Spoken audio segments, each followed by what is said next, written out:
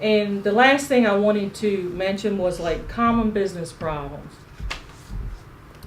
And I'm speaking this from my own self because this is an area that I struggle with as a person. I struggle with it in my church life, and that's asking people to help. Like I'm in charge of doing a dinner for a guy who's going away in our church. His wife's in the service, and she's being moved to another state. Well, you know, the easy thing to do would be a good leader and delegate authority. But Paula struggles because she tries to do everything herself so she don't bother nobody. And it's not a burden to nobody. But a good leader can delegate authority to other people around them. Listen to your employees because they actually do the job instead of me sitting there saying, well, I want it done like this. My way of wanting it done might not be the most productive way. It might not be the most cost efficient way. But listen to Dave. He's actually sitting there doing that job. He knows what it takes. He knows how many pieces you can do in a day. He knows what the cost factor is going to be. Listen to what they've got to say, and then there's nothing wrong with me saying, okay, I've listened, but I still believe my way will work better.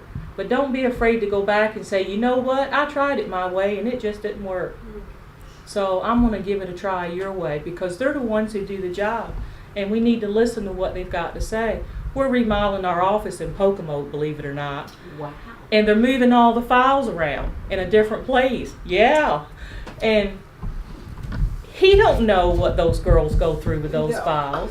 So why not ask them what works best when the clients come in so that they're not running all around everywhere. And he finally did. I was going, wow, he's actually going to ask them what works best, you know. And then they felt, you know, your employees feel important because, hey, she must really respect my opinion because she asked me what I thought about it, you know. And I told Dennis, I said, this is really going to boost the office morale because he's including them on, what do you think about this? Or let's take this wall, you know, what do you think would be the best working environment? Because they're the ones who sit there and work. And when they're happy and they're motivated, well, you can imagine what it does for your business.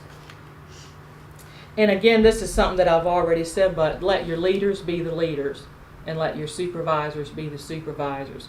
You remember the story in the Bible when Moses went and he told the Lord, he said, I just can't do it all. They're bickering, they're complaining. I just can't take care of them all. And he says, I want you to appoint 70 judges and put them each in charge of a different thing. And that way, and have the judges report back to you. That was, to me, the first sign of delegating authority. Because Moses was wore out. He said, I just can't keep up with them. And that's when God told him to appoint 70 judges. So, books are good, and I'm not against reading self-help books, but anything, my faith takes me anywhere that I need to go. There's nothing wrong with education. I'm going to graduate this spring after 8 years of college. There's nothing wrong with education because I've learned an awful lot. But if you really got a mindset and you really want to know what to do, all you got to do is ask God. And He'll tell you.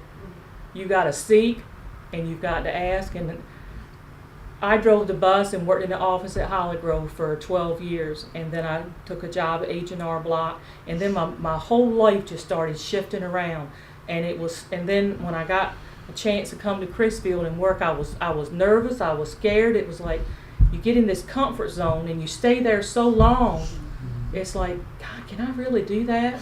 And and I would pray and I would ask, and if I had queasy feelings in my stomach and my spirit was unrested, I knew it weren't right, that I needed to stay put.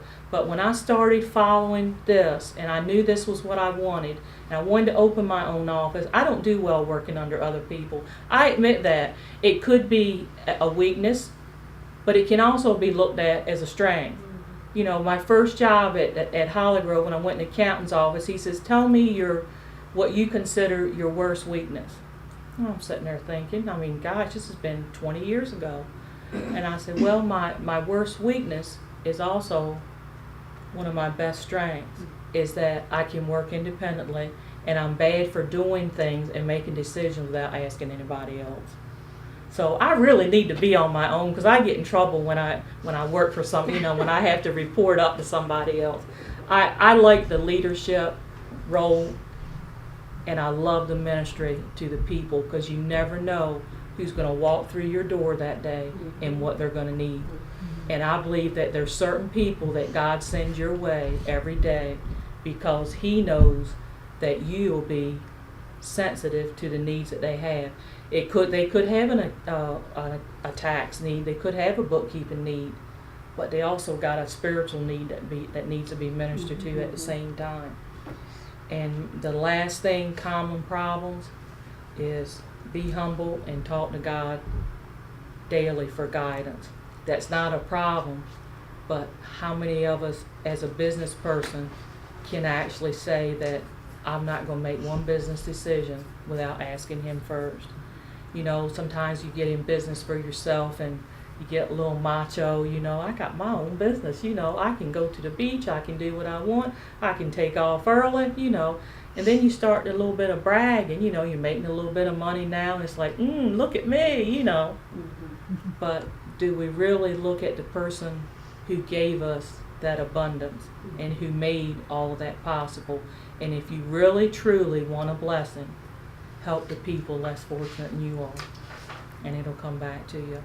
I'm looking forward to moving. I'm excited, and I thank you for giving me a chance to share my vision. The Bible says, without a vision, you'll perish.